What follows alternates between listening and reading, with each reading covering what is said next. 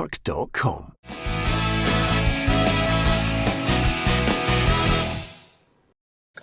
Welcome to Peter and Roughie's Football Show, sponsored by Arnold Clark. It's Friday, the 9th of October. Tam McManus, Charlie, Adam and Alan Rough here as ever on the Friday. The weekend, we'll be looking forward to the Nations League for Scotland, but we'll be looking back on last night. It's a win. It's a win. Whether it was a rotten game or not, we will discuss that with Roughie, Charlie and Tam as well. You can like, share and follow us on our Facebook, and you can join us and subscribe on our YouTube channel. Let's have a look at the overall results involving the home nations last night. As you can see, Scotland with a 0-0 but winning on penalties. Serbia defeating Norway. Bosnia and Northern Ireland, that match went to penalties. Northern Ireland getting through. Sadly, it wasn't the same for the Republic of Ireland. They lost out to Slovakia in a penalty shootout, and there was a friendly between England and Wales, which England defeated Wales by 3-0. So, first and foremost, Roughie, give us your thoughts on the big game. Well, I'm happy for the manager, I'm happy for the players, I'm happy for the country getting a chance, but I don't want to sound like Roy Keane, but I thought it was an absolute dross, a load of dross. I've found it really hard to watch. In fact, I started flicking the channels, watching all the other games. It was that bad. There's nobody for me stuck out in the game. I was expecting a few people. John McGinn possibly, showed a bit more endeavour than what he has been doing. But if we go 120 games, 120 minutes, and all we can talk about is a header in the first half and a header in the second half, we've got a long way to go. But we're there, and we've got to take that. But I have to be realistic that we're now getting into a game with a team who's got a bit of quality, as we saw. We were all talking about Norway, how good they were, and this and that and everything. And this team have went to Norway and beat them, I would say, quite convincingly. So we've got a long way to go.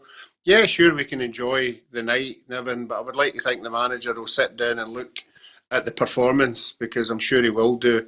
And for me, it was just a poor performance. Well, I don't know what planet you're on, Roughie, because that's where we're at in life. I've been telling you that for months and years. You know, whether you're thinking we're going to play some kind of fluent football or not, I'm not too sure. I thought it was going to be nervy. I thought it was going to be tight. And in the end, Charlie, Israel looked technically better than us, but they didn't force Marshall into a save.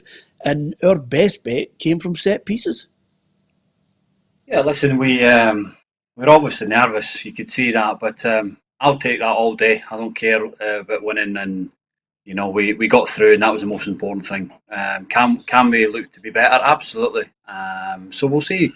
We're missing two key players, but in all, we're in the next round, and we've got a huge game against Norway, and Serbia, and we'll attack that as well. We're away from home. It'll be a difficult game, but listen, we're there, and let's enjoy the occasion, because not many times we get to one game away from being able to say we're going to qualify for a major championships. Well, you only have to look back, Tam. It's 3 occasions that I can recall when we were very, very close. I mean, one of them was a very, very harsh one that I think Roughie and I were both in the Amsterdam arena when we get absolutely leathered by Holland. We've lost out to England as well. These games can be painful, but as Charlie says, I'd rather be there. Yep, absolutely. Listen, we're there. I thought Israel were the better side last night without really cutting us open. And listen, Serbia will be massive favourites. I watched a little bit of their game on my iPad when I was watching the Scotland game, and they battered Norway. They deserved to win, and they kept Haaland very quiet during the game. So they're a very good side. But I think Stevie Clark, this will suit Stevie Clark. Stevie Clark at Kilmarnock made his name up here by being hard to beat. Hitting teams on the counter-attack, going and getting results at Celtic and Rangers. And he worked under the master, Jose Mourinho. He worked under him at Chelsea. He knows how to go and set up a team away from home, underdogs, sit in and hit teams on the counter-attack. So, listen, I would rather be playing Serbia away than a lesser team, because I just think that we are better against, when we've got no expectations on us. We're better when we're underdogs, and we're huge underdogs. And I just think Stevie Clark could pull off a game plan, a system, if we've got our best players available, could go there and nick a result, a 1-0. I really do. Yeah, well, Michael Climie agrees with Roughie. He says it was painful to watch, outplayed by Israel at home. I must admit, I posted a tweet last night saying, hey, great, brilliant, well done, Scotland, because at the end of the day, I wasn't looking for free-flowing football and a goal from open play. I did not expect that in the end. I just wanted us to get through a penalty shootout. I bet you 99% of the Scotland fans in a penalty shootout were looking at the penalties thinking, "Oh no, we're out." And then up steps John McGinn. Okay, a little fortuitous, but the 4 other penalties were just magic to watch, Charlie, because fair play to them, they practiced them. Yeah, no, it was great. At one point, I was screaming for Tam McManus to get his boots back on. That's how worried we were. So, listen, we got lucky with the first penalty. Marshall made a great save, but in the end, we're there, and that's the enjoyment that we could, as a group of Scotland fans, we could say we're one game away. Today could have been worse. We could have been moaning how bad it was, and it's another tournament gone. We got an opportunity against Serbia. Yeah, listen, Serbia huge favourites, but let's go there as the underdog. Steve Clark will set team up away from home, try and nick one on the counter attacking, and let's say you never know, we can do it. Yeah, Gordon McFadden says, Charlie, to be honest with you, it was rubbish. Thought it was a great game of football and a great result, says Rabanil. I'm going to try and read out as many of them as possible. Look at Roughie's face. He'd think somebody came in and scalped him. But anyway, I'm going to come back to you in a minute, Roughie, because you're a bit doom and gloom. I must admit, I was wondering which way I was going to play this programme today, because, more often than not, we can be very, very negative about it. And I thought to myself, well, how do we do this? Do we batter Scotland because of what we've watched? We'll dissect some of it. We'll read out a lot of messages. We'll obviously read out the doom and gloom and hear the doom and gloom on what Serbia are going to do to us. But I think we should also be very, very fair to Scotland's players and their manager on the basis that it's a win.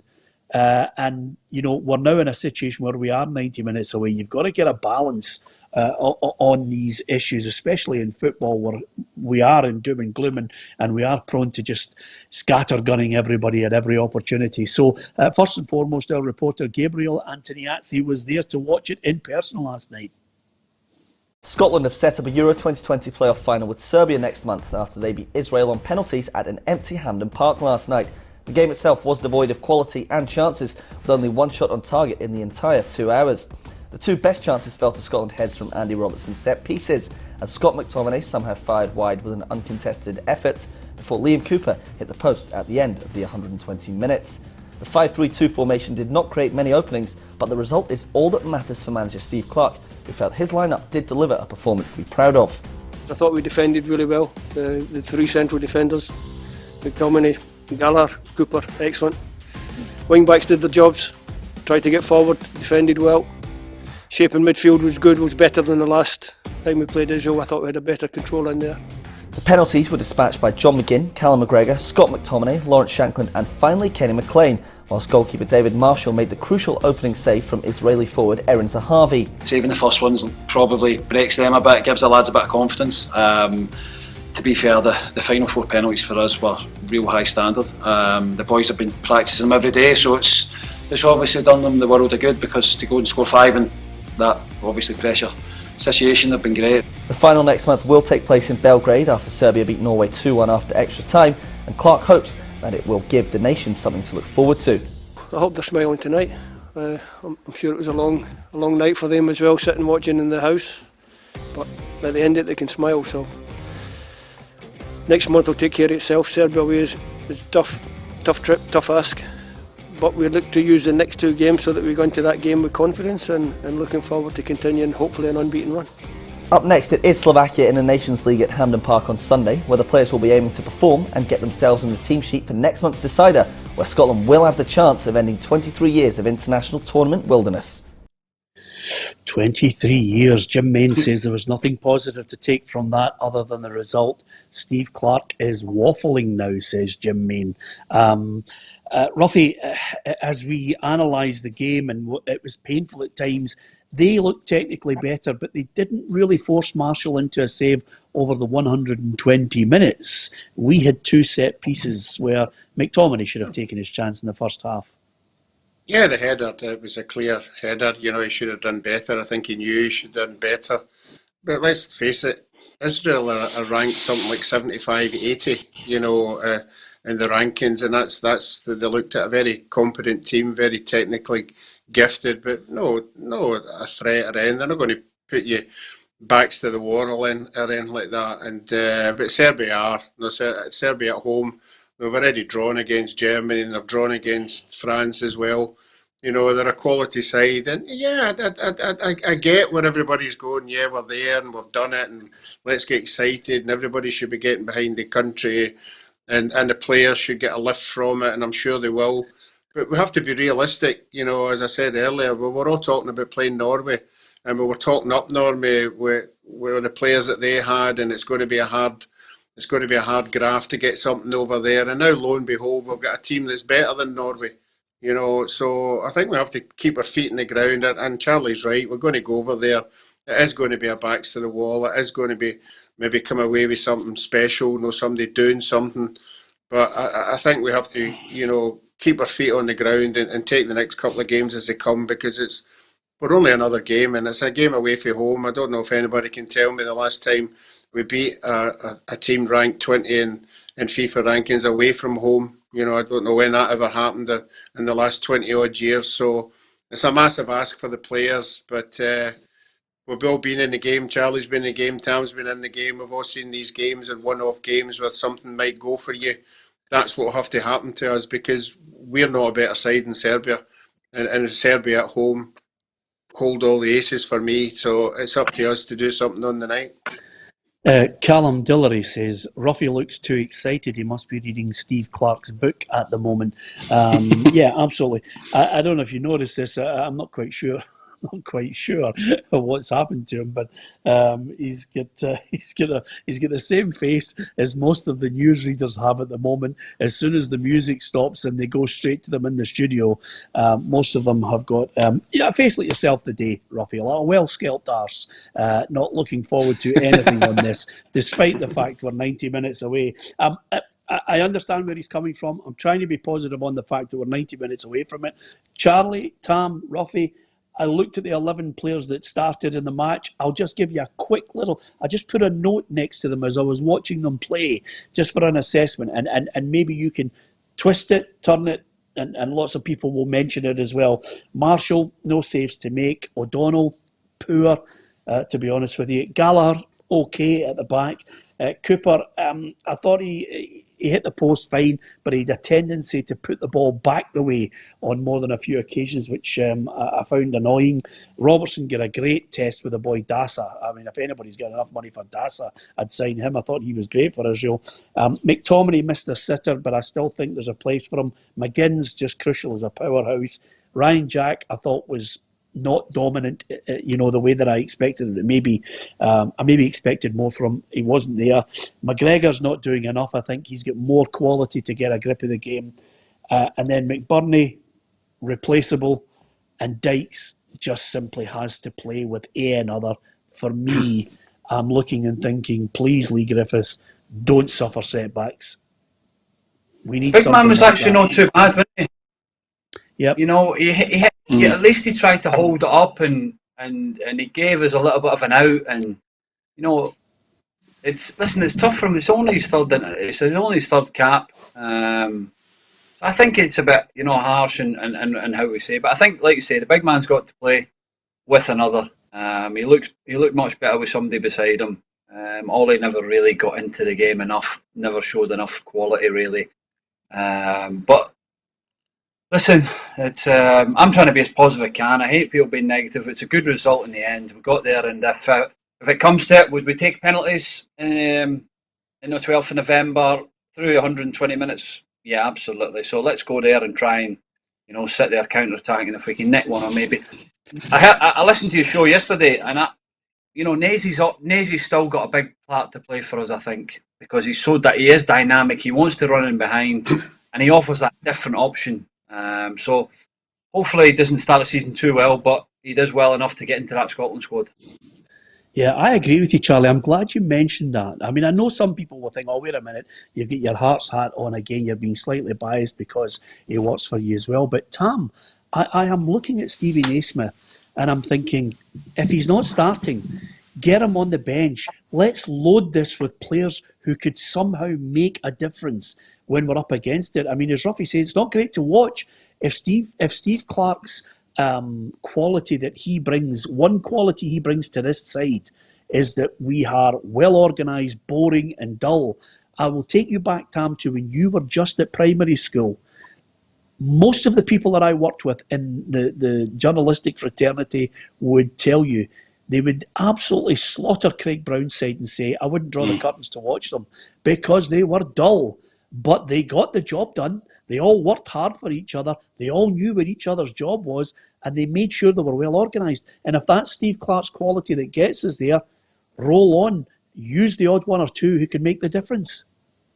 Yeah, listen, I think that's the only way we can play, Peter. You know, we've got to sit in and be hard to beat and have a spirit about us. Look at Northern Ireland, for example. You know, they're getting great results, you know, just by being hard to beat and having, you know, a threat on the other end, maybe nicking a goal, but being hard to break down. You know, Craig Brown was great at it. Walter Smith, Alec McLeish, his first spell. They all had a great togetherness, a great spirit. They were hard to beat, and Steve Clarke's got that. And listen, we can't go over to Serbia and play 4-3-3 and open up against them because we'll get murdered. You know, we can't go toe-to-toe with them because they've got better players, as Roughie said. They're a better side in Scotland. So we've got to try and find another way. And that means sitting in, being hard to beat, frustrating them. And then when the chances come, maybe a set piece, a corner, a bit of magic, a McFadden moment to go and win the game, 1-0. You know, so that's the only way we can win the game. We can't go and open up. So I think Steve Clarke will use the next game against Slovakia. I don't like the 3-5-2. I don't know what the guys think. I don't like the 3 at the back and the 3-5-2. We've not had any control whatsoever in the last 3 games. One of them was against Czech Republic reserves, and Israel have been a better side twice against us. And we won't get away with that against Serbia. We won't get away with it. We've got to play better and be harder to break down because Israel had a few chances as well. So I don't know what the guys think of 3-5-2. It's not for me. What do you not like about it though? What's the point? Where's the point where you think it's lost? I don't like the 3 at the back. I think there's so many spaces down the sides for teams to get at us. You know, we were 2 attacking wing backs last night. There was so much. Look at Dasa, the right back for Israel. How much space did they have? He put in balls all day, and against a better side, that will punish you. So I think we've got to shut up shop down the flanks as well, because we're wide open down there, and we've not got any control in the middle of the park. Roughie, 3-5-2, 4-4-2, 4-3-2-1. No, I think against Serbia, I don't think we could get away with playing 2 strikers. We could possibly get away with playing with an easy sort of a supporting a striker, but also helping the midfield. For me, Serbia, it's 4-5-1. 4-5-1 all day. You know, just block up every space available, make it hard for them to break us down. And as Charlie said, if we do get the ball, we use it in good areas and we get forward and we get support to Dykes and see where it takes us.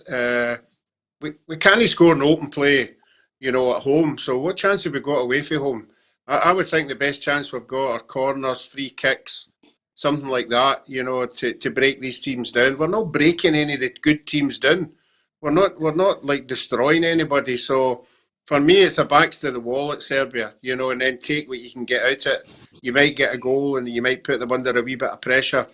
But we have to be better than last night. We have to be much, much better than last night. Yeah, I love the way you say we're not destroying anybody. I can't remember the last time Scotland destroyed anyone. I think it might have been Zaire in 1974, Roughie, to be honest with you. We're not destroying anybody. Brilliant. Listen, we get excited when Mel Gibson's shouting that there's 20,000 English coming over the top of the hill and there's only 3,000 Scots with kilts and no knickers on. But listen, the point here, Charlie, is Roughie's right. 4-5-1 is the key. I was talking today to Gabriel, our journalist as well and reporter, and I said to him, we need, because we can't, and Roughie's right, because we cannot make a chance from open play, we need somebody who can do something out of the ordinary. Now, if it's 4-5-1, and by some twist of fate, Lee Griffiths is available, you haul him off that bench with half an hour to go, or 75 minutes if it's still 0-0, and say, go and win a free kick. That for me is our best hope. No, we do, and I don't think the lads are playing I think they're playing in fear of losing, playing for Scotland. I don't see too many. I think John McGinn's probably the only one really that's playing how he's playing at Aston Villa, playing for Scotland. He's going and he's dynamic. He runs around. He goes and tackles. You know, I think everybody else plays in their own comfort zone. Like you talked about Liam Cooper, so many times last night, you just wanted to go back to the goalie because he was scared to pass it forward. You know, Yeah. Callum McGregor's, I think, I think Callum McGregor's a wonderful player, can easily play in the Premier League. I think he can step up another level for Scotland. You know, I just think he plays in a comfort zone playing there. I don't know if there's a little bit of nerves or whatever, but I hope these lads can come out of shell and go and, you know, dominate a game or, you know, get confidence from that game the other night. It was a scrappy, you know, way of getting through, but we got through, and maybe that can just build the confidence a little bit. But no, I still think this group of players have got more to give. Listen, Griff probably not the one to play up front, and I like what the big man's giving us. Big Dykes is he gets us up the pitch, and I talk about Naisy. Naisy's one that can go, and he's clever enough to be able to run off a striker like that. So if he can get fit and be ready, you know, to not throw him in, but to come off the bench or be around the squad would be a great help for us. Yeah, I mean, Ryan Callum says, who's your wingers in a 4-5-1, Peter? I am, at the start I've said this, Dykes has to play because he does hold it in. As a lone striker? Yeah, absolutely, he's a lone striker. But he held a ball, the ball came up to him at the edge of the 18-yard box, and he just beautifully chested it down to John McGinn. And if John McGinn has his shooting boots, his head over the ball, we're getting a shot on target. But that's the type of thing he does. He's selfless, he'll run himself into the ground, so he has to start. The wingers, I agree with you, Tam. At some points, we've got to be so compact. So that's why I think Naisy reminds me of, and the highest compliment I could pay him on this, because I remember the way he used to play it. Naisy reminds me of Frank McAvenny's attitude, which was he would chase an empty bag on a windy day. He just never stopped running. So does Naisy play on that left-hand side to try and support and block off and help Andy Robertson? I don't know. But I still think, I agree with Charlie, Tam. I think it's got to be somebody like that who gives us a wee bit of devilment, a wee bit of bite, and a non-stop attitude to run his guts into the ground. You need legs, Peter, in the 4-5-1. You need legs. You know, if you've got a lone striker, you need people that go up beside him, or else you're just going to be camped in your own half the whole game. So Naismith, if he's fit, as Charlie said, he's got the legs, he's got the energy to go up and down. You've got McGinn in there, again, who's got the energy and the legs to go up and support the striker, and that gets you up the park. You know, so it's difficult to see. You've got Ryan Fraser there who come on last night, James Forrest maybe. So you've got a few options if they're all available to see who you can pick. But Naismith, yes, definitely. I think he could play as that one just behind Dykes and get up and support him and run beyond him because he's got the energy and the experience and the know-how to do that. Yeah, I mean, Edward Wilson says Griff's more than a sub. Listen, a fit Griffiths is more than a sub, but he ain't fit. And he's had 15 minutes so far, and we're hoping that progression continues. Sean Grogan, I agree. Bring on Griffiths. Hit them on the break. Some people are talking about maybe Griffiths supporting Dykes, says Tommy. It may well be that. There's lots of different permutations. We're just working it out and obviously trying to give even a modicum of optimism to Roughie so that he suddenly breaks into us. Takes his shoelaces out. So he takes that kipper out of we won, Roughie. Cheeks. Yeah, exactly. Roughie, spare a thought for the fans who were outside Nico's in Sucky Hall Street and couldn't even watch the penalty shootout because there's a 10 o'clock curfew. They get turfed out onto the roads and had to watch it with their faces going through the window. Oh, it was a great sight. There was no social distancing, but they were all cheering when Scotland won it. Roughie, spare a thought for the fans. Yeah, I said to you earlier, I'm happy for the whole of Scotland and the manager and the players, more importantly. Yeah, we all want to see us doing well, but I think we need to keep our feet firmly on the ground and expect that we're in for a right game here. You know, I think we all expect that. Roughie, who's on here giving it wahoo? Who's on here giving it? I'm not saying you. I mean, a lot of the media this morning in the papers were giving it Yahoo, you know, and missing the main bits of, we never won the game. It was nothing each after 120 minutes. We never had a shot at goal. we never had the goalkeeper tested, you know. So let's keep our feet firmly on the ground and really appreciate where we are, you know. Because I think we'll pump Serbia 4-0. I'm going over the top here. I think we'll go there and murder them, Peter. Anyway, Roughie, what happened to the Jags the other night? Oh, we discussed that. Honestly, there was only one team going to win that at one each. At 15 minutes to go, and it was us. I was telling you, I thought it was going to be a cup upset, and St Mirren were just got there in the end. 50 minutes to go. It looked that way until the roof caved in. Yeah, absolutely. So what do you think? What do you think? Who do you think will come in then? Because I believe that Forrest will come in and he can get us up the pitch. He's a ball carrier. He would be good on that right hand side. Do you put Fraser in, or do you put Christie back in there? Well, listen, that's the other thing about it. When you look at that midfield, I think McGregor has to be in because, in a strange sort of way, he's all across the middle. He's one of those guys who tries to keep the engine moving, and he looks for those little slide rule passes, but he doesn't sometimes get it off. And I think there's more to come from him. But then you're saying to yourself, McGinn's a cert. So it's McGregor, McGinn, and one other. And is that person... Is it a Christie or is it McTominay for me? It's got to be something, Charlie, that is... We're putting square pegs in round holes. McTominay's playing centre half. I don't like him there. I think he's got more to offer, but we don't have centre halves who can come in with the enormity of this game and fill us full of confidence. What we are looking for here is a 4-5-1 with two centre halves. Who they are, I do not know, who suddenly can make us look a wee bit more solid. And then, of course, Stephen O'Donnell's not going to play right back. It's going to have to be Palmer, and then you're going to have Robertson on the other side. You could have Tierney at centre half, but we need something that not only has got the legs to defend, as Tam says, but we need something that gets us up the park and suddenly has legs to get round dikes. And that's my biggest worry on this. So we've got a reality check from Roughie. We're all aware of that, but we need to worry. We need to worry about what we can do first of all to somehow steal this game off Serbia, Charlie. Yeah, I think so. I think McTominay will play centre back with somebody else, and I would have Jack and McGregor together. I think they've got a decent partnership together.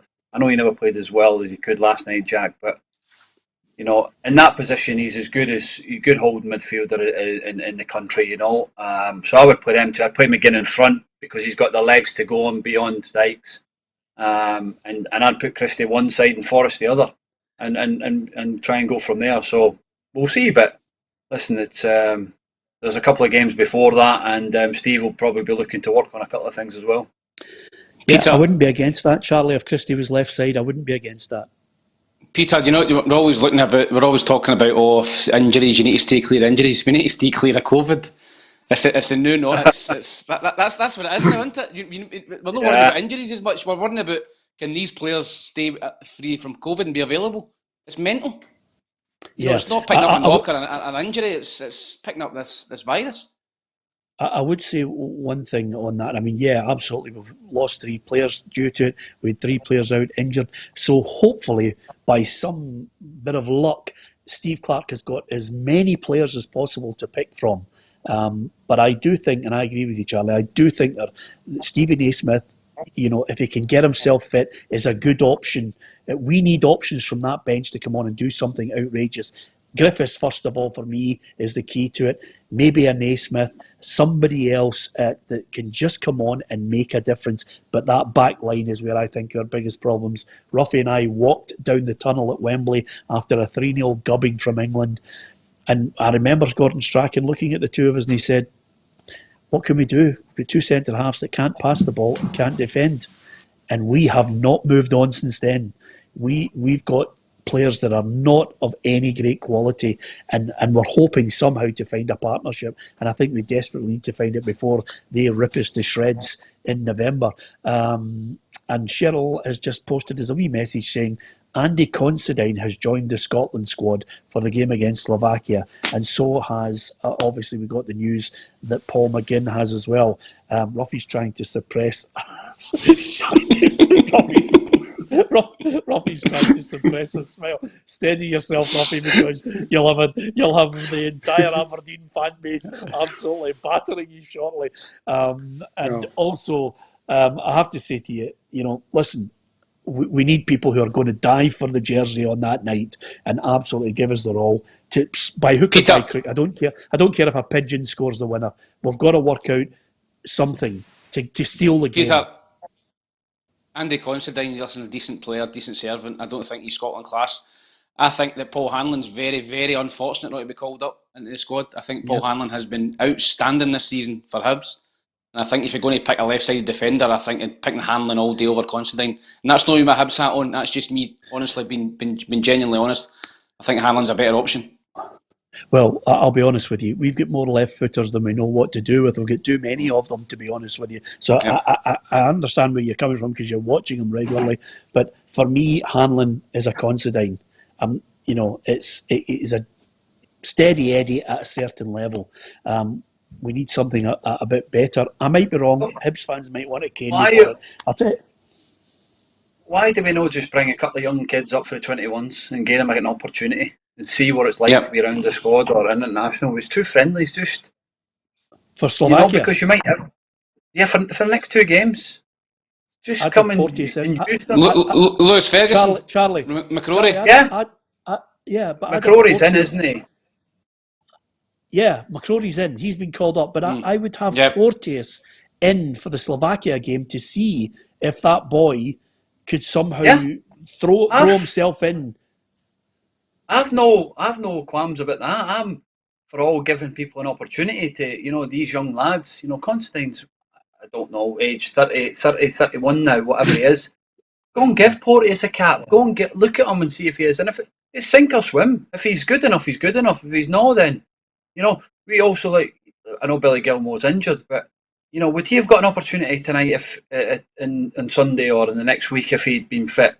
I'd like to hope so. These are our next generation. That this is a moment where you can go and give them an opportunity.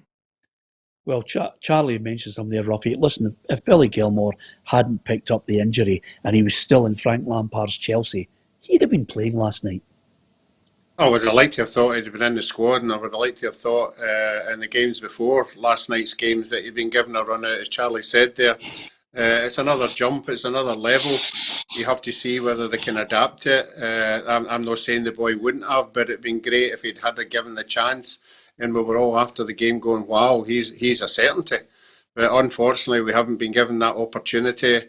And we just have to go with what we're going with, But the guys are right, there are people now in the fringe of getting a game, and let's see what they can do. But any of the names that you've all mentioned there, I don't care what they do in the next couple of days, they're not going to play against Serbia. They're not going to get thrown in against this and against them away from home. This is going to be a tried and trusted. We're not going to be taking a chance in Porteous, who's had one international cap, and throwing them in against Serbia. So I think we have to build on what we've got. I think the nearest that Stevie Clarke thinks his 11's going to be, get them on a run, get them on a winning run, because the next two games we should win. Let's go into the Serbia game on a high. Let's go in on the back of winning maybe 2-0 in the two games, and then we're going into that game with confidence, and he knows exactly better. He's better 11. He might have 9 than now. Well, give us your centre halves then. Give us your centre halves. Don't say they've got no chance. They've got no chance. It was hard to go with last night. I thought the two boys did all right last night, but they weren't up against it. They weren't tested. They weren't, up against it. So I don't know, Peter. It's a hard one to say. Everybody's saying. I think in this game at Serbia, it's backs to the wall. It's a big centre half who's going to just go and win headers, go and win tackles. No airs or graces. I don't care whether he can pass 10 yards or 20 yards. Just defend properly, because that's what we're going to need in this game. We keep talking about it. I'm all for people that are playing well, and like you say, if Hibs going to run, listen, I'm not. Porteous is, I've probably not seen enough of him to judge the lad. So I've only seen a few incidents he's had, but he's playing well. So if he comes in and steps in and does well, and all of a sudden Hibs play well, they win every game, keep clean sheets, he's throwing his name in the hat. So I think you've got to go with who's playing well and who's confident. And we got to get 11 players that are confident to go to Serbia and get a win. I'm fed up with us picking players for the sake of their names and all that. It's whoever's confident, playing well, and deserves the jersey should get the opportunity. And if Portis comes in tomorrow night and looks better than what we've had, throw the lad in.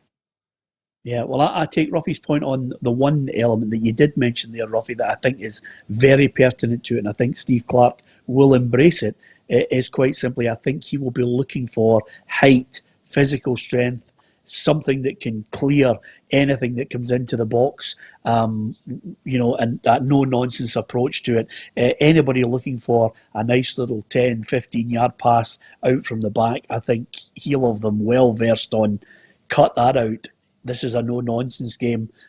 At times, get it in the channels, let's push up and let's see if we can force a mistake further up the field rather than sand dancing at the back at times. Anyway, apart from anything else, a word for Israel on this, because I thought Scotland kept them tight. They managed to get the save through Marshall. Zahavi is a good player, Tam. Nir Bitton decided to play. He said, Celtic's the club who pay my salary, but as a person, as a professional athlete, I couldn't give up on this game. These are the games you dream of playing when you are 6 years old. I love that attitude to it, because that's what it's all about. He was maybe carrying an injury, but he wanted to play for his country in what is an important game. Yep, I think it's refreshing, Peter, because we've spoken about it so many times over the years that international football's took a back seat to club football. The money in the game in club football, dictates that clubs will say, listen, sit this game out, don't turn up, don't pick up an injury, don't want them to go away in international duty. But Nir Bitton obviously is proud. He's proud Israeli, and he wants to go and get his country into the major championships. So I don't know how long Israel have not been in a championship. It's probably just as long or longer than Scotland. So I can't remember them being at the big tournament. So he's went and put his country before his club. I think Neil Lennon will not be happy, but I don't blame him. I don't blame him. By the way, I thought he was outstanding last night, Nir Bitton. I thought he strolled the game in the back three. I think he's a very, very good player. He showed it last night, and listen, he'll go back. He's not a regular starter for Celtic anyway, so he might not even be playing in the Old Firm game. But I'm sure Neil would have wanted him available. But I have no problem with it, Peter. I like to see that. I like to see people bursting to go and play for their country, so I have no issue with it. Yeah, let's have a look at the actual playoff final now. Here are the 4 games where we're going to have a winner on the night. Serbia against Scotland, Northern Ireland against Slovakia, Hungary, Iceland, and Georgia against North Macedonia. So with that in mind, Roughie has mentioned the doomsday scenario, which we are all aware of. I think everybody in Scotland knows exactly. Roughie, who's been involved in many a doomsday scenario. I can't tell you how many times my mum just cuddled me and said, "Look, son, we weren't meant to win the World Cup in 1978. It was just a PR stunt. Roughie had taken money off Chrysler's Sunbeam to stand next to a car with Asa Hartford. Roughie had taken money to stand next to the guy Peter from Maryhill Carpets. He'd taken money for these things and said we're going to win the World Cup, and then I was just a sobbing boy as Roughie didn't realise that Kubias could hit the ball with the outside of his right foot from a free kick on the 18-yard line into the back of the net. He didn't realise that people from Iran can score goals. These things happen. We just have to put up with it. Anyway, let's find out about Serbia. Here's Gabriel with an insight. We now know Scotland will face Serbia in next month's playoff final, so let's have a look at the team that stands in between Steve Clarke's side and Euro 2020. Serbia made it to the playoff final after beating much-fancied Norway 2-1 after extra time in Oslo yesterday, having previously won their 2018 Nations League group, just like Scotland. They topped the table with Romania, Montenegro and Lithuania remaining unbeaten. They rank 31st in the world, 18 places above Scotland, and have played at 2 World Cups as an independent nation, including Russia 2018, but they've never made a European Championship. The Eagles are blessed with attacking talent such as Ajax captain Dusan Tadic, enigmatic striker Alexander Mitrovic and £54 million Real Madrid forward Luka Jovic, as well as Lazio midfielder Sergej Milinkovic-Savic, who came off the bench to score both goals last night. Their current form is not the greatest, however, having only won 2 of their last 5 matches, despite 3 of them being in Belgrade. The two sides have met twice before in 2014 World Cup qualifying, with a draw at Hampden followed by a 2-0 win for the Serbs at home. Steve Clarke will be aiming to make sure there is no repeat in November. Okay, they look good, Charlie. I think I might watch. They were no bad that night as well. We got beat 2-0. I might watch this one through behind the couch. Yeah. Did you play in that game, Charlie? Yeah. I come on as sub.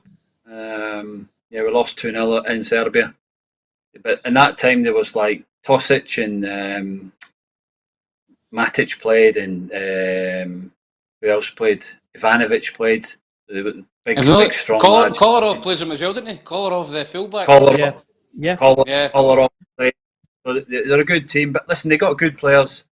But they might think they're a bit of individuals and things like that. And let's say Gabriel said, 2 wins in 5 is not a great record. If we go there and we try and keep it tight first 15-20 minutes and build in the game, you never know.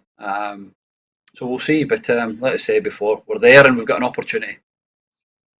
Yeah, absolutely. And a little bit of optimism there, Roughie. And that's why Charlie, you won't know this, Roughie, but that's why Charlie is in the bedroom at the moment, so he can lie down and give his head a wee rest.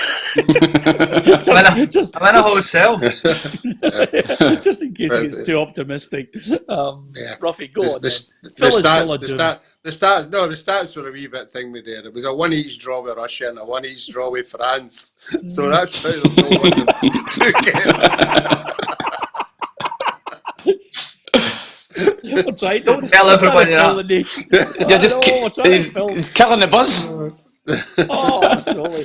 Listen, I mean, you know the funny thing about it? I mean, listen, there's nothing worse than glorious failure, and the one thing that used to irritate me was, and especially over the last 20 years, and I would follow the whole Scotland camp everywhere. We were, myself and Kenny Moyes and Davy Moyes and a few other of our mates, we followed Scotland everywhere. And we absolutely had a great time, absolutely fanatical about Scotland, but we wanted them to win. And I can remember in Turin in the World Cup when we were playing Brazil, and Davy and I looked at each other and we thought, 10, 15 minutes left here. If we get a draw, we could qualify. We could actually qualify into the next round. And then I looked at him and I said, Davy, it's Scotland. And 2 minutes later, up popped the Brazilian after a mistake between McLeish and Leighton and banged the balls in the back of the net and we're out.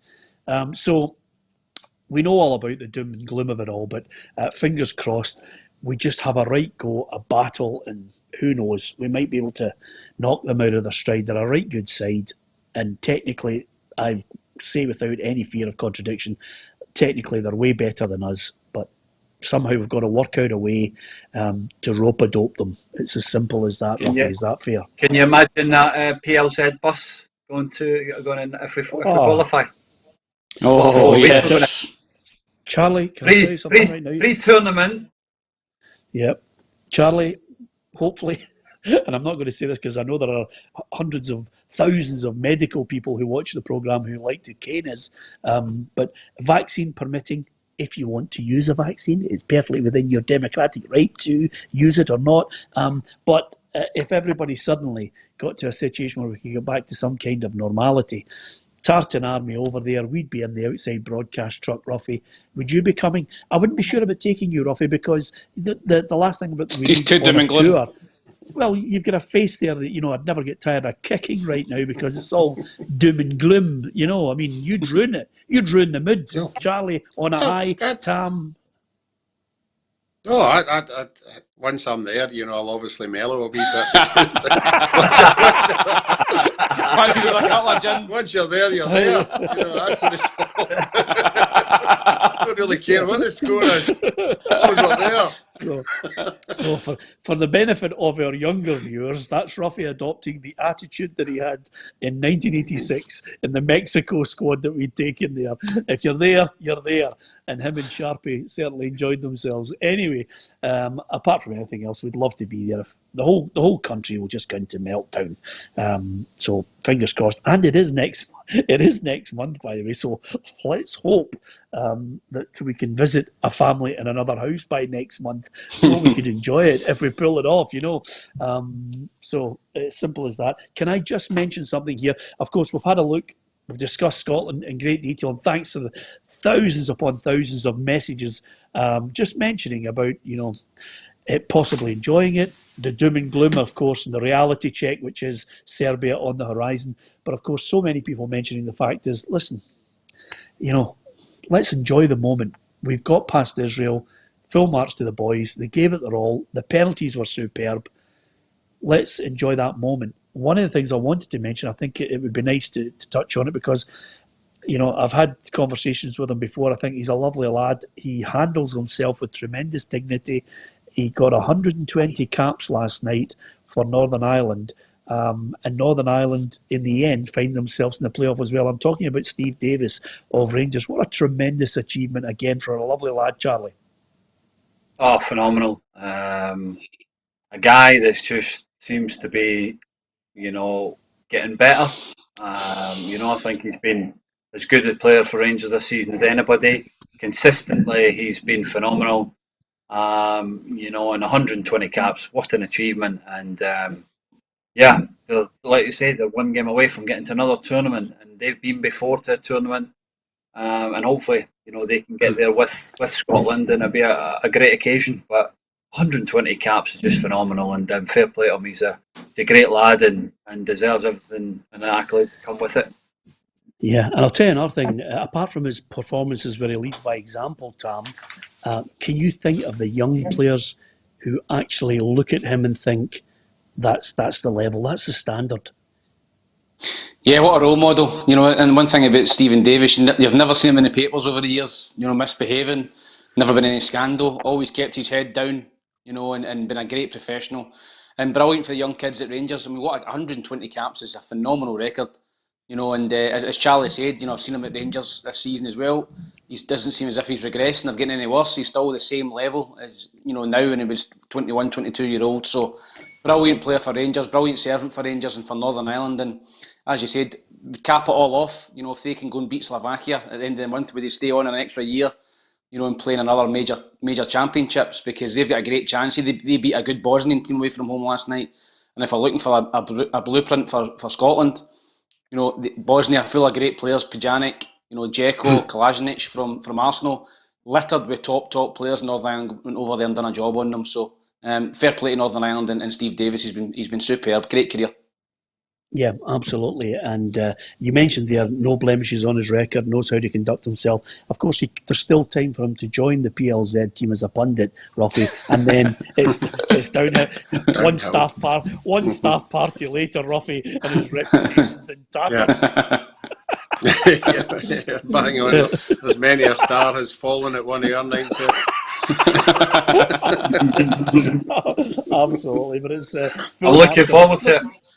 No, absolutely, Charlie. So are we, by the way, and let's hope we all end up in the room you're in at the moment.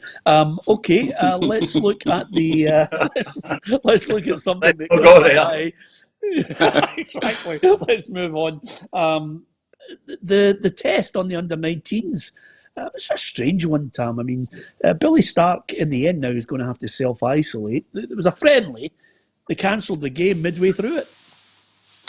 Yeah, it was incredible. And listen, I worked with Stevie Clark, who not this Stevie Clark, another Stevie Clark, who was a boy at Hamilton, was my boss at Braidhurst, and he was going down with the 17s. And I think they were down there as well, and they get turned back up the road. And I think it was just at half time. The results come through, and listen, we're all hoping Billy Stark gets better. Billy Stark's in his 60s, I think now, so that's no ideal for him. He still looks as if he's fit, but I think when you get 60, 70-year-old and you're getting the COVID, then it's a bit concerning. So. Listen, the main thing is Billy getting better. He's been brilliant. We all know he's a cracking guy, and a great football man. So we're all hoping that Billy's okay. And listen, it was only a friendly. And if it was a qualifying game, then you'd maybe take a bit more of a dullion. But hopefully Billy's okay and everybody's fit and well and come back up the road. Yeah, here. Starkey will be fine, actually. Fingers crossed he's okay. Of course, Roughie, as you're well aware, I had my stag do before I got married, and Tam Burns told me that I had to have an 11-a-side game rather than a stag night. First of all, we had to go and play 11-a-sides, and he turns up, Starkey turns up, and they're in the middle of the park. I mean, where do I go, Roughie? If you've got those two in the middle of the park, you just go left back, don't you? You can't even play midfield in your own stag night because those two have turned up. Charlie, can you imagine Peter at left back? Oh no! Just knock it by him. Run him all day. I can't imagine it centre mid. But to be fair, by the way, remember, folks, I used to be your weight, but still get the touch. Anyway, who's touch? McManus, I'm going to play you at 5-a-sides, by the way. You're in for a few nutmegs. That's for certain. Anyway, apart from anything else, let's hope Billy Stark is A-OK. Charlie, do you think Arsenal and Celtic will have any leeway in trying to force the issue with the fact that Christie and Kieran Tierney are out? I know they're pressing it at the moment and checking on the rules on this one. Yeah, listen, they'll check it. The rules will try and find a way of trying to get the two players in because they're main players for Arsenal and Celtic. But I don't see them being involved in it, either game, Man City game or the Old Firm. It's a huge blow for the two clubs, and you just got to stick to the rules and we'll see how it goes when the games come back. But it's a huge blow for the club and the players. Scotland obviously got away with it last night, but yeah, we need to try and find the real way of how we go about this. That they had to isolate and Armstrong was positive and things like that. So now they'll definitely find a way, but I don't think they'll get away with it. Peter. Yeah. I read that Kieran Tierney's now had 3 negative tests in a row from the Scotland thing. So I mean, if he keeps testing every day and he's negative, I don't know, how can he not play? But Tam, I don't understand. Yeah. I had a positive test, and I'd done 3 tests within. I had a negative on a Monday, I had a positive on a Thursday, then I had a negative Saturday, then I had another negative on the Monday again, and I still had to isolate for 14 days. Yeah, so listen, they may well push the envelope. Whether they get anything out of it, I do not know. Couple of things, guys, I want to get your thoughts. Weekend football, obviously Slovakia, fingers crossed, Scotland go out there. He tweaks it a little here and there, but as Roughie said, we want to try and build up that confidence over the next couple of games to get to a situation where we are flying come November for that playoff final. But the weekend also has League Cup games. Tam, I know you're going to be involved because basically you're ripping every bit of profit out of Hibs with this co-commentary lark that you're on at the moment. It's an absolute disgrace. But if you love the club, you do it for nothing. I can't believe it. But anyway, here's the fixtures for the weekend in the League Cup to look forward to. Dunfermline Falkirk, Cowdenbeath against Hearts, that's the big one. Raith Rovers East Fife, Cove Rangers Hibs, Brora Rangers Dundee, Dundee United Peterhead, St Johnstone Brecon are both against Montrose. Just on that first match, there's a second match, Elgin Stirling, Clyde Dumbarton, Annan Stranraer, Hamilton Ayr United, Partick Thistle against Queen's Park. It's the Derby, Roughie, Queen of the South St Mirren, Edinburgh City, Stenhousemuir and Livingston Alloa. Charlie, will you get a game this weekend in the Cup? Yeah, I'm going to Brora and I'm excited about it. I was texting, I know a couple of the lads from playing at Ross County up there. And I said, how far is it? He went, it's 60 miles north of Inverness. So it's a long journey. Wow. So, yeah, it's a big difference for getting changed at Anfield to Brora Social Club. But listen, we'll adapt. We'll go there to try and win and, get us to 6 points, 2 wins out of 2. And we'll look forward to a huge game next Friday night against the Jambos. See, to be honest, Peter. Listen, I was at Hibs versus Brora during the week there, and by the first 20 minutes, I thought Brora were excellent. I thought they'd done really well. I think it was a tough game for Dundee. I was pretty impressed with Brora. They stuck in, defended well. Wee boy Ali McRae, number 10 for them up front. Charlie's definitely one to watch. Good player, and they're good shape about them, and they've done well. I don't think Hibs were miles off their best, but. To be fair to Bro, they didn't capitulate after 2-0 after 10 minutes. You could easily get beat 5 or 6, so they kept going. I was watching, we get sent the clips and things like that. I don't think Hibs really were at it with it, intensity. No. performance-wise, and that's the big thing for us. If we go there with the right attitude, right mentality, we should be okay. And that's we need to go and win that battle first before we can go and think about playing. So we're ready, and it's to start the season for us. If we can win this, that gives us 6 points, and tough game next Friday night. Yeah, absolutely. 6 points would be great. Don't forget, Charlie, on the flip side of that, if you do lose to Brora, then the Prophet of Doom, who's in the box next to you, will be on Monday, absolutely slaughtering you. So because that's the way he is now. I don't know what's happened, but suddenly we've got, the Grim Reaper. So if Dundee get cuffed, Roughie will be on calling for Charlie's head, and of course Dundee have no quality, and their manager's got to go, and their centre halves are rubbish. I'm just giving you Monday's programme. Listen, apart from anything else, will you be there? Are you allowed to put your director's jacket on for Partick Thistle at the weekend? Yes, we're going to the game tomorrow. It'll be interesting to see Queen's Park. They've spent a lot of money, Sir Willie Hockey, and they've bought a few players in, so it'll be interesting to see how that game goes. But I know Charlie was talking about our result against St Mirren there, and I know it sounds even crazier than what I'm talking about Scotland, but I come away from the game very encouraged by 75 minutes of the play anyway. I thought we were the far better side for that 75 minutes, but proof in the pudding's the scoreline. So we're hoping for a good result tomorrow. Yeah, absolutely. Charlie, you won't be aware of this, by the way, because you only joined the team at the start of the season. We're delighted to have you on as a signing. But all last season, when you weren't here, Roughie was saying the exact same thing. We're playing great. Yeah. We're playing fantastic football, but we're getting relegated. Exactly. So we've heard this script before, by the way. Don't worry about it, Charlie. Roughie, don't invite these two to Firhill. They're never getting in the boardroom. They're banned for the boardroom, they too. The only reason he's back at Firhill tomorrow is because somebody says to him, "Look, Roughie, there won't be a starter, but there might be a main course in the suite."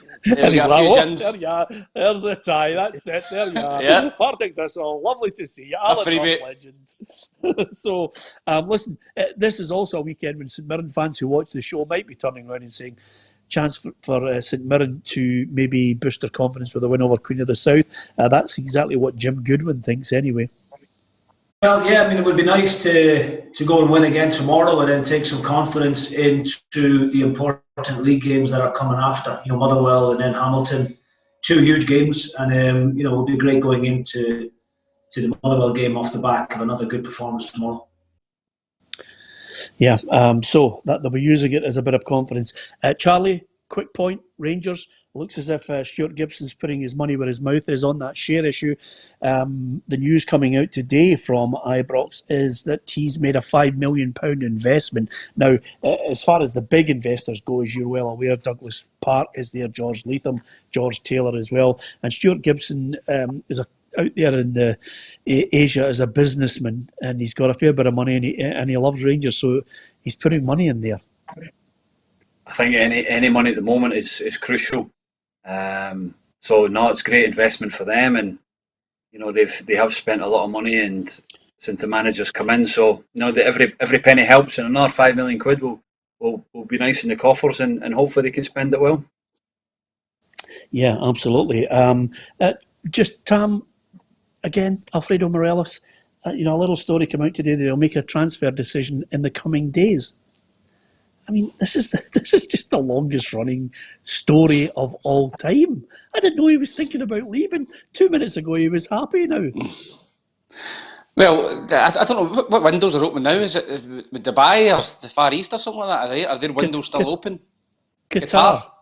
Dubai could be. I don't know why would they want to go there. I mean, I don't understand that one unless he's getting 80 grand a week, which you'd be on the first flight, to be honest. But no, I don't understand it. I thought he'd just get his head down now and concentrate on Rangers. Get your own oil, Will. Yeah, absolutely. That's the key to it all. Roughie, what's your thoughts? John Beaton's been named as the referee for the Old Firm game coming up. The last time he refereed an Old Firm game, Rangers won by 1-0. This time around, man in the middle, I like John. I think he's a good lad, and of course, I think he's a good referee. I think he's ideal for this sort of game. Yeah, he's obviously there in merit. As we all know, that the referees are judged the same as everybody else when there's big high-profile games come along. He's obviously, the supervisors obviously think that he's on his game now, and he's the guy to take this on. It's a massive game, as we all know. So he's got a lot of experience, and I'm sure he'll do well. Yep, good luck to him in the Old Firm game. Now, listen, a couple of points just before we finish, guys. Thanks to the thousands of people who've been not only following the show, but passing on all their messages, some of good luck, some of the realistic situation we find ourselves in for Scotland, going to Serbia as the underdogs, as we undoubtedly will be. Someone posted there, get the PLZ Soccer bus over to Serbia, because it may be one of those countries where you might find Senga. And for the benefit of Charlie and so many others, Senga was Roughie's first love, and the search goes on for Senga. Where is she? Is she still at this moment breathing? Is she okay? She must be about 69, 70. Is that fair, Roughie? Was she in the same year as you at school? Yes, she was in the same year as me. We used to sit together, the maths class, yeah. Brilliant. So Senga's 69. She used to help me with my problems.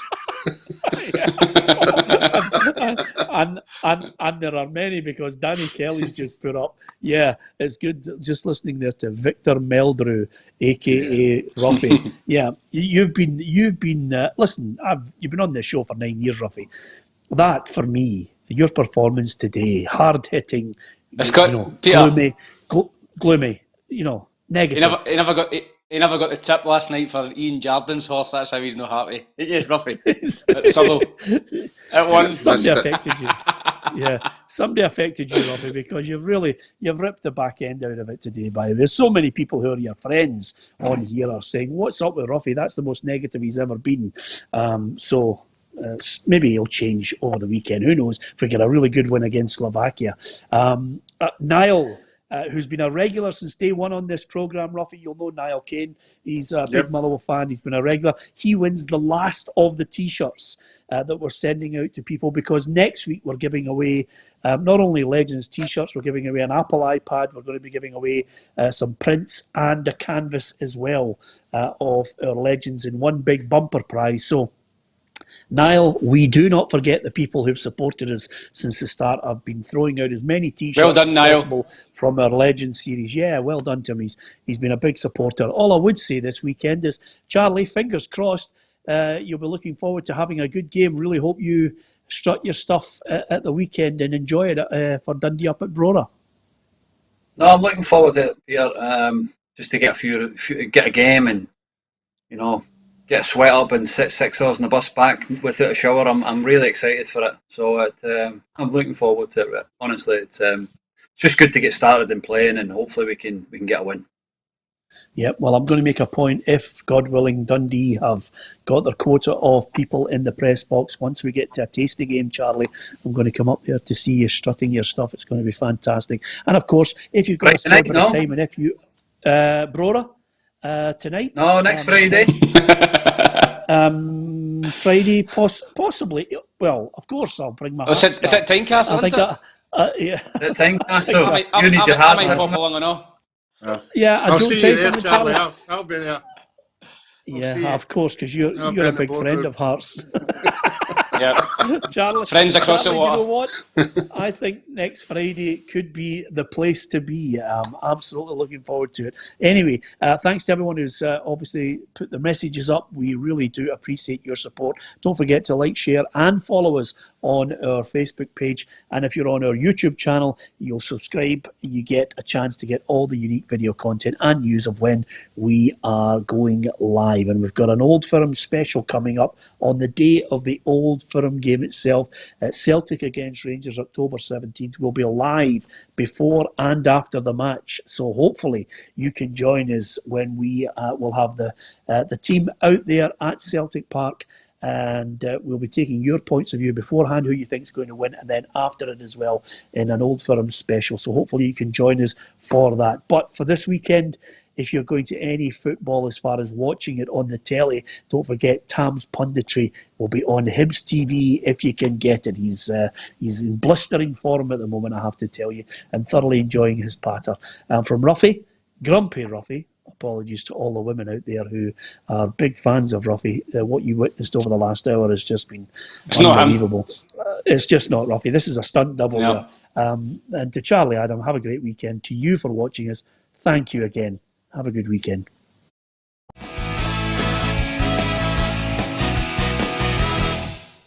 Expect the best used car deals guaranteed. Visit Arnold